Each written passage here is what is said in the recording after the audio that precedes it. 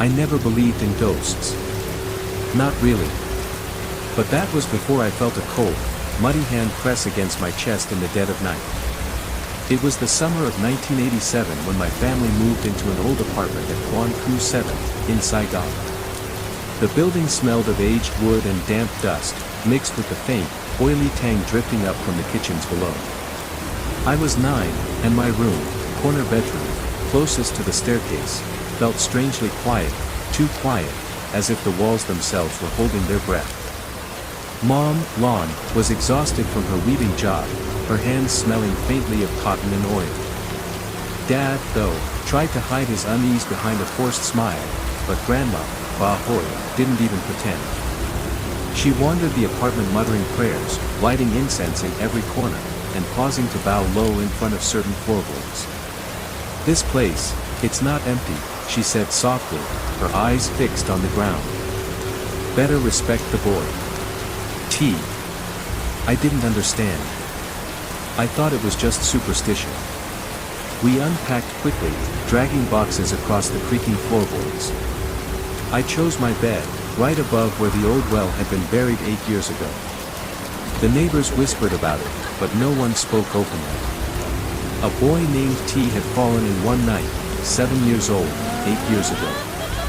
He drowned, they said, and someone, maybe my grandfather, maybe someone else, insisted the well be filled in with him still inside. Grandma called it resting. I should have listened.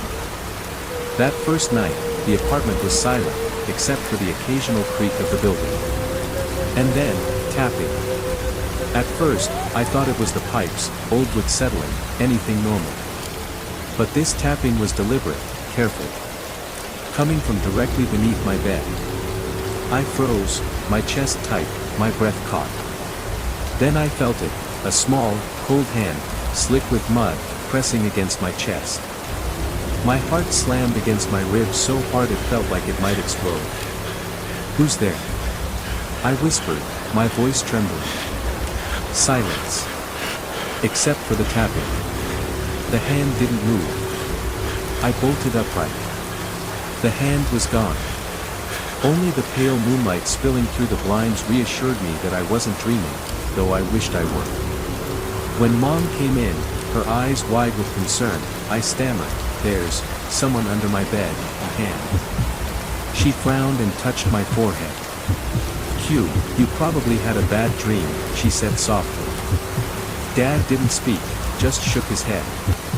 Grandma only lit more incense, murmuring, "The boy.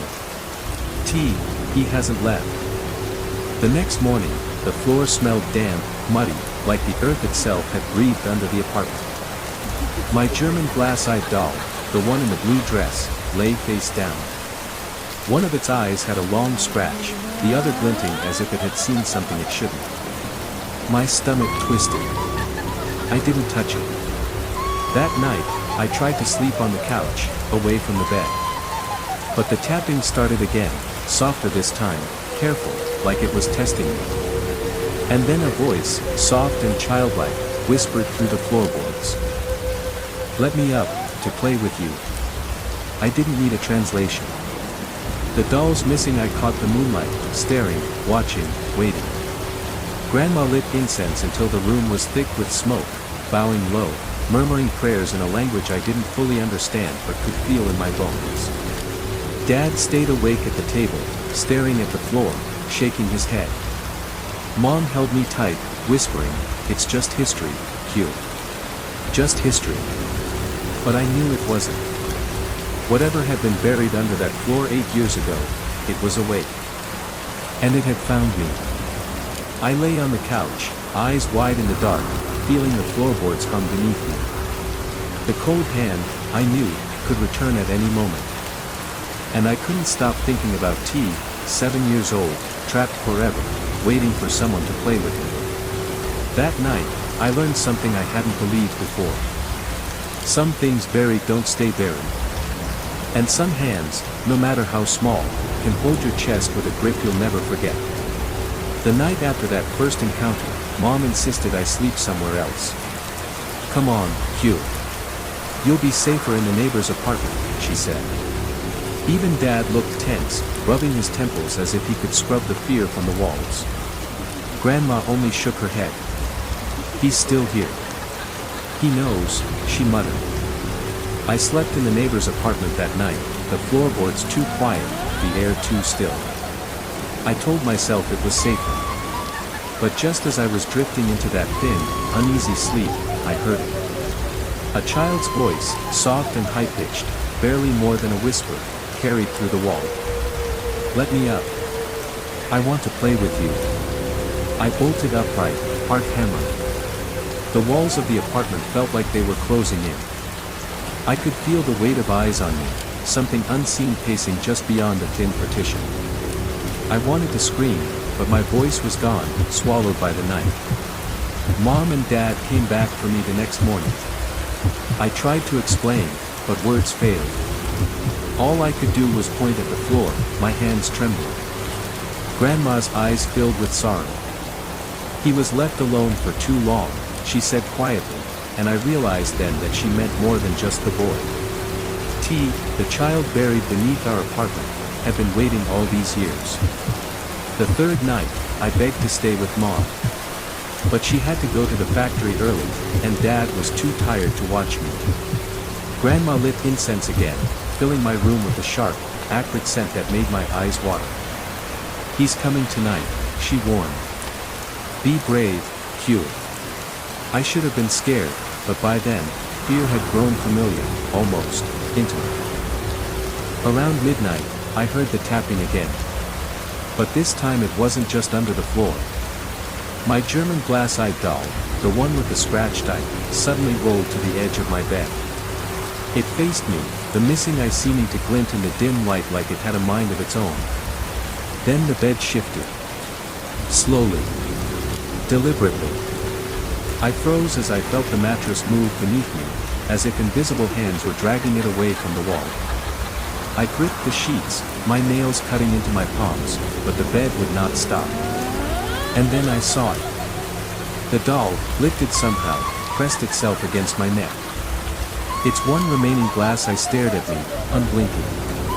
The missing eye had been replaced by a small, black pebble, dull but sharp somehow in the way it reflected the moonlight. My breath caught, and I could hear it. "Let me up, play with me." I screamed. The sound was raw, primal, but there was no one to hear it. Not really. Not anyone who could help. That was when I noticed the wall. There, written in small, clumsy letters that could only be made by a child, were words in wet, smeared streaks. "Let me up to play with you." My vision swam. The letters seemed to writhe, like the walls themselves were alive, mocking me, daring me to move.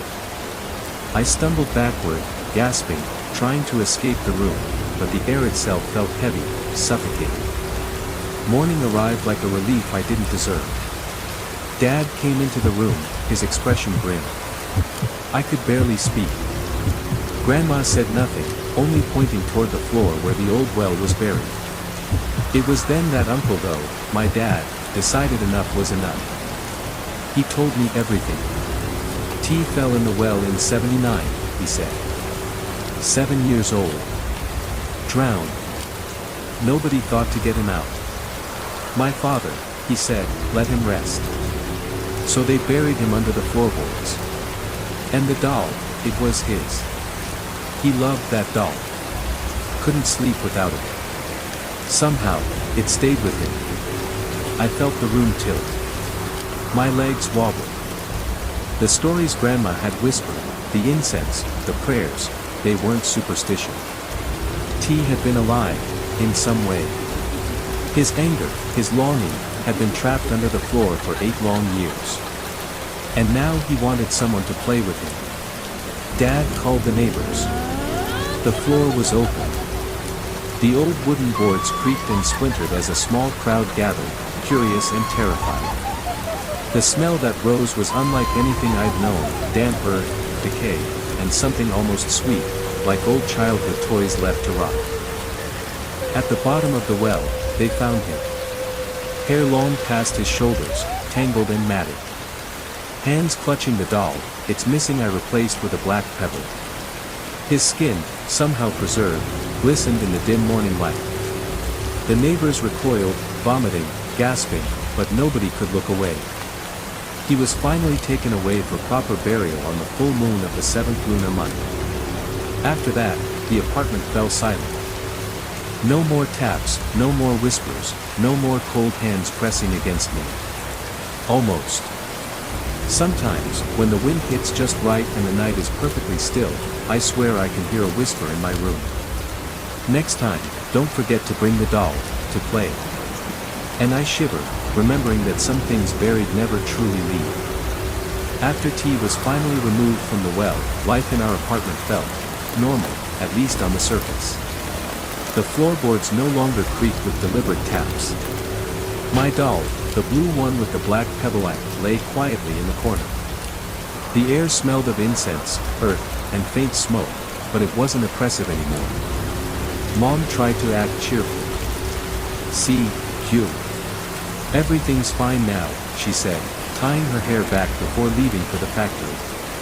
Dad was quieter than usual, still staring at the floor long after we thought he'd gone to bed. Grandma, Ba Hoy, finally seemed relieved, though her eyes carried shadows I didn't understand. She lit incense one last time over the spot where the well had been opened and whispered prayers so low I could barely hear them. "Rest now, rest in peace." But even in daylight, I felt it. A chill creeping across the floor where the well had been. A whisper too soft to make out, like a silk ribbon brushing against my ear. Weeks passed, but the unease never left me. I couldn't sleep near that corner of the room. I moved the doll to the neighbor's apartment, but at night, I would hear the faint, almost inaudible voice. "Next time, don't forget the doll." Dad eventually told me more about T's family. "He didn't have anyone," he said. "Not really. He loved that doll more than anything. And when the well swallowed him, he stayed with it. That's why the doll reacted, why he followed you. He wanted someone to play with him. He never wanted to hurt you, Hugh. Just, to be remembered." I didn't sleep well after that conversation. Sometimes I would wake up at 3 a.m., the room perfectly still, and feel as if someone small was sitting at the edge of my bed, staring at me. My eyes would catch the glint of the black pebble in the doll's missing eye, even when it wasn't there. Neighbors whispered about other incidents after the well was opened. People saw small footprints in dust that had been swept clean. Dolls would turn their heads when no one was touching them. A faint, childlike voice carried through the hallways, especially at night. We eventually moved out of that apartment. Mom got a transfer to another factory, Dad's driving routes changed, and Grandma finally stopped lighting incense in public. But the story didn't leave me. T didn't want revenge. He just wanted to be seen, remembered, played with. Even years later, when I visit Saigon, I sometimes drive past the Quan Phu 7 complex. The building stands there, quiet, ordinary. But I know better. I remember the taps under the floor, the hand pressing on my chest, the doll with its black pebble eye staring at me. And sometimes, late at night, when the wind is right and the city sleeps, I can still hear it. Just a whisper, almost lost in the breeze. Next time, bring the doll, to play. I learned a lot from T. Some things buried never truly rest. Some hands, no matter how small, leave marks you can never forget. And sometimes, a child's longing, trapped under earth, trapped in time, can reach out in ways you would never expect. Even now, I keep a small blue doll on my shelf. Its glass eyes stare at me silently, one scratched, one a black pebble. And when the wind moves through my apartment, I sometimes hear the softest tap on my floorboards. A hand. Waiting. Remembering. I don't know if I'll ever fully escape T. And maybe that's the point. Some ghosts don't haunt you to harm you. They haunt you to remind you they exist, that they were never forgotten. And some nights, when the city is perfectly still, I swear I hear the tiniest, happiest whisper of all. Play with me.